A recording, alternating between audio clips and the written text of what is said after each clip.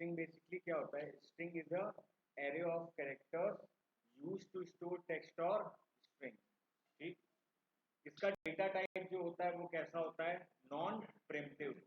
जो भी हम लोगों ने अभी डेटा टाइप्स पढ़े हैं उसमें दो तरह के डेटा टाइप्स हैं, प्रिमिटिव और नॉन प्रिमिटिव, जिसमें कि स्ट्रिंग का जो डेटा टाइप है वो क्या होता है?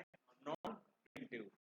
अब जावा प्रोग्रामिंग के अंदर जो भी चीज हम डबल कोट्स के अंदर लिखते हैं वो सारी एज अ ट्रीट होती है स्ट्रिंग। ठीक, अब ये जो स्ट्रिंग है ये कहाँ पाई जाती है, इसका एक बेसिक डेफिनेशन होगा जो कि अब हमारे जेवीएम में होगा। जेवीएम मीन्स जो कि हमारे जेडीके की एपीआई में सेव होगा।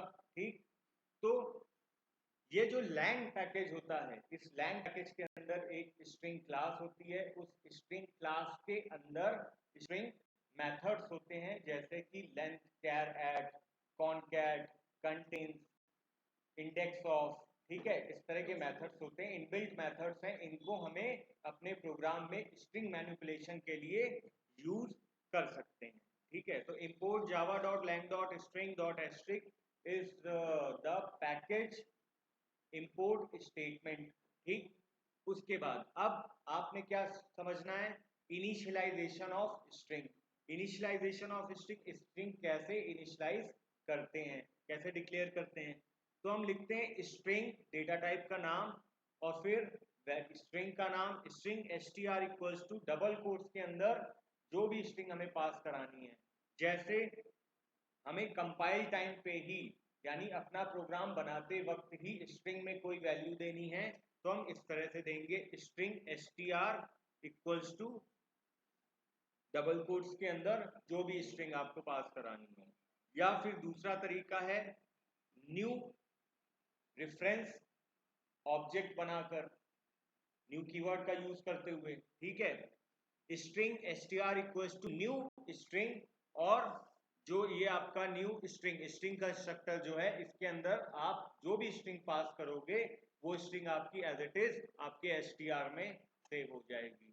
ठीक, या कैरेक्टर एरे बनाते हुए एक एरे बनाई कैसी टाइप की? कैरेक्टर टाइप की। ठीक है, string is a collection of characters.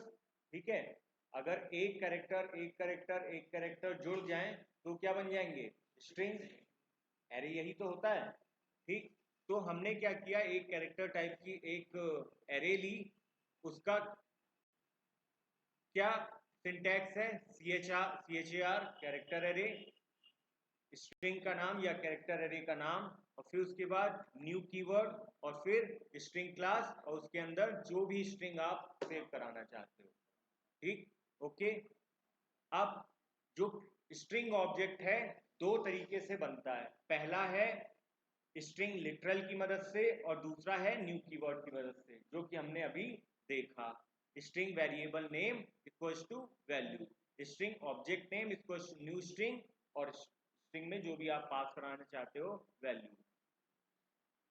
अब हमारे पास जावा में कुछ स्ट्रिंग के मेथड्स हैं। ठीक है, बहुत सारे मेथड्स हैं जिनमें कि कुछ बहुत ज्यादा ही यूज होते हैं।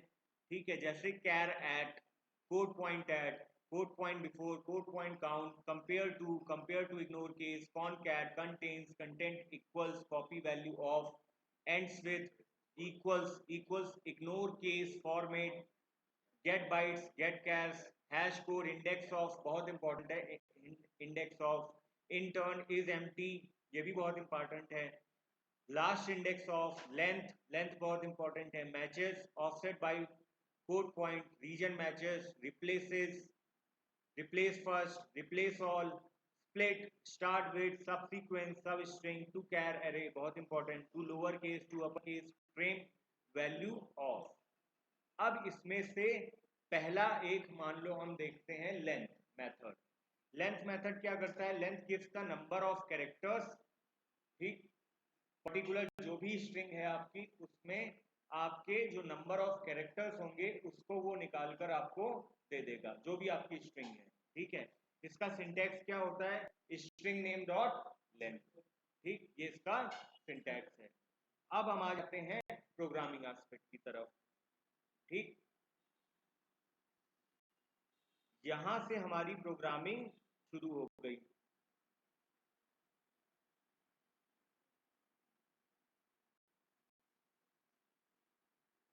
पहला line import Java dot यूटिल, import Java dot यूटिल।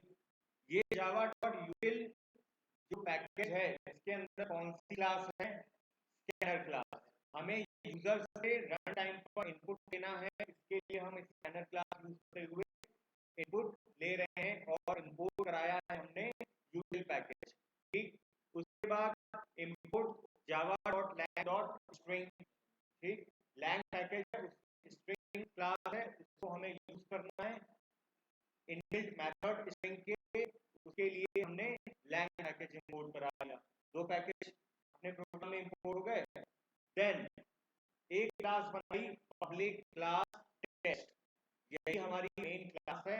In that main class we have main method public static void main with the arguments as arg। अब हमने एक ऑब्जेक्ट बना लिया स्कैनर क्लास का sc, scanner sc equals to new scanner system dot in. उसके बाद एक string object बना लिया str1, string str1 equals to new string. ठीक, दो ऑब्जेक्ट बन गए हमारे पास, एक सिस्टम इनपुट लेने के लिए और दूसरा स्ट्रिंग ऑब्जेक्ट। ठीक, नाउ अब एक हमने आउटपुट कंसोल प्रिंट कर लिया enter the first string.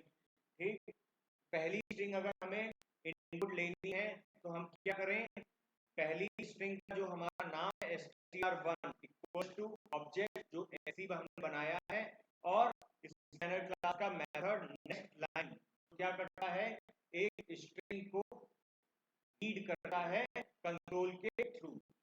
str1 equals to sc dot next line, ये हमारी हो गई पहली स्ट्रिंग।